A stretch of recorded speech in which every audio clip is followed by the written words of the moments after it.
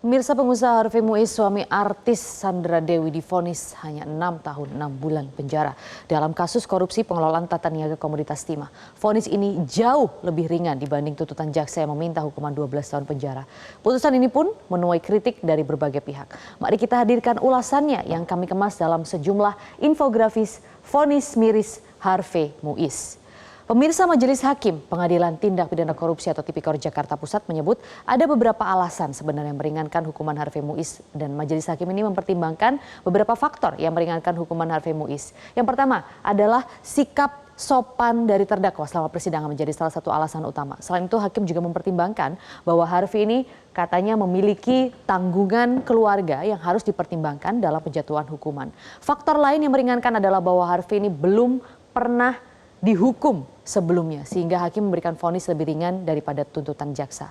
Jaksa penuntut umum sebelumnya menuntut Harvey hukuman 12 tahun penjara dan denda 1 miliar serta membayar uang pengganti sebesar 210 miliar. Namun, hakim menilai tuntutan tersebut terlalu berat jika dibandingkan dengan peran dan juga kesalahan Harvey dalam kasus ini. Jadi perannya dianggap tidak begitu besar, katanya, dalam kasus ini. Lalu bagaimana dengan tuntutan jaksa yang diberikan oleh Harvey Muiz? Nah, sebenarnya jaksa ini tadi menuntutnya adalah seperti ini. Hukumannya adalah 12 tahun penjara. Sebenarnya banyak pihak yang juga merasa bahwa hukuman ini masih terlalu ringan untuk seorang Harvey Muiz dengan kerugian negara yang ditimbulkan, yaitu lebih dari 300 triliun. Kemudian membayar uang pengganti sebesar 210 miliar atau diganti penjara 2 tahun. Dan juga ada dendanya 1 miliar atau diganti penjara 6 bulan. Nah, itu tadi dari tuntutan jaksa. Kemudian apa saja pasal-pasal yang dikenakan di vonis hakim yang hanya separuhnya dari tuntutan jaksa ini? Kita akan lihat di grafis berikutnya, pemirsa. Jadi pasal apa saja yang menjerat Muiz? Yang pertama ada pasal 2 ayat 1, Jungto pasal 18 Undang-Undang Tipikor, Jungto pasal 55 ayat 1 ke 1 Kitab Undang-Undang KUHP. Artinya ada pasal dakwaan primer yang berlapis di sini. Kemudian ada pasal 3 Undang-Undang Nomor 8 Tahun 2010 tentang pencegahan dan pemberantasan tindak pidana pencucian uang atau TPPU, Jungto pasal 55 ayat 1 ke 1 KUHP. Nah, itulah tadi pasal yang menjerat vonis Harvey Muiz yang akhirnya hanya menjadi 6 tahun 6 bulan. Selanjutnya, pemirsa, kalau kita lihat di negara-negara lain, korupsi itu bagaimana sih dihukumnya? Kita akan lihat yang pertama ada di Jepang. Maksimal korupsinya ini kalau sudah dalam tanda angka yang besar itu akan mencapai maksimal 7 tahun penjara. Namun kalau di Jepang ini budaya malu ini masih sangat kuat. Korupsi bak aib besar bagi seorang pejabat negara. Jadi ada masih budaya harakiri yang masih melekat di sana. Misal pada tahun 2007 silam, Menteri Pertanian, Kehutanan dan Perikanan Toshikatsu Matsuoka ini bunuh diri di tengah skandal korupsi yang melilitnya. Kemudian bagaimana kalau di Inggris? Kalau di Inggris, pemirsa, individu yang terlibat kasus penyuapan di perusahaan swasta maupun badan hukum akan dikenakan hukuman berupa penjara selama-lamanya 10 tahun atau dikenakan denda tidak terbatas. Nah, ini juga yang memberatkan di Inggris. Ada dendanya yang tidak terbatas di sini. Kemudian ada beberapa juga negara yang menerapkan batas angka korupsi yang cukup tinggi. Misalnya kalau kita lihat di Korea Selatan begitu ya. Jika korupsi atau suap ini diterima lebih dari 30 juta won atau 351 juta, hanya 351 juta, maka hukumannya itu sudah akan seumur hidup kalau di Korea Selatan. Nah, kemudian kita juga akan melihat bagaimana kalau di Vietnam begitu ya. Hukuman mati itu juga sudah diterapkan, pemirsa, di Vietnam untuk kasus korupsi. Dan juga di Malaysia. Nah, kalau di Malaysia kita lihat sebenarnya Malaysia itu sudah punya juga undang-undang korupsi mereka. Nah, pada tahun 97 sudah diterapkan hukuman gantung bagi warga Malaysia yang melakukan korupsi begitu ya.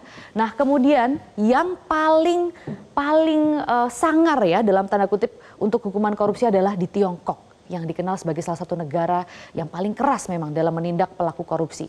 Mereka terbukti merugikan negara lebih dari 100.000 yuan atau setara dengan 215 juta. Padahal hanya 215 juta ya, pemirsa, tapi sudah akan dihukum mati. Baru-baru ini saja yang viral, Tiongkok ini mengeksekusi Li Qianping yang merupakan mantan sekretaris Partai Komunis di kota Hot Hot, Mongolia, yang melakukan korupsi senilai 3 miliar yuan atau setara 6,7 triliun rupiah pada 17 Desember lalu. Ini eksekusinya sudah dilakukan dan ini memang disebut-sebut kasus korupsi yang merupakan terbesar dalam sejarah di Tiongkok. Hanya 6,7 triliun dan sudah dieksekusi mati, dan itu katanya adalah kasus korupsi terbesar yang ada di sana. Tidak heran dong jika banyak pihak yang mengkritik bahkan mencibir vonis hakim yang melekat di Harvey Muiz. Dari mulai anggota DPR, kemudian politisi, mantan pejabat negara, kita lihat siapa-siapa saja sebenarnya yang mengkritisi. Nih, ada politisi, kemudian vonisnya ini memang banjir kritik dari berbagai pihak. Ada akademisi, public figure, itu saling sindir ya di media sosial, dan tentunya juga netizen plus 62 yang memang banyak mengkritisi ini. Nah, selanjutnya pemirsa, maka tidak heran jika banyak pihak yang mengkritik ya, kalau kita lihat ya. Dan ini adalah salah satunya pernyataan dari Hinca Panjaitan yang merupakan anggota Komisi 3 DPR RI.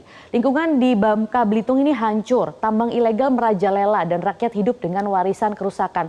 Lalu hukumannya hanya 6,5 tahun, hilang sudah akal sehat. Itu kalau kata Hinca Panjaitan. Kemudian selanjutnya juga ada pernyataan dari Sujiwo Tejo ini yang agak menggelitik dan juga mengkritisi ya.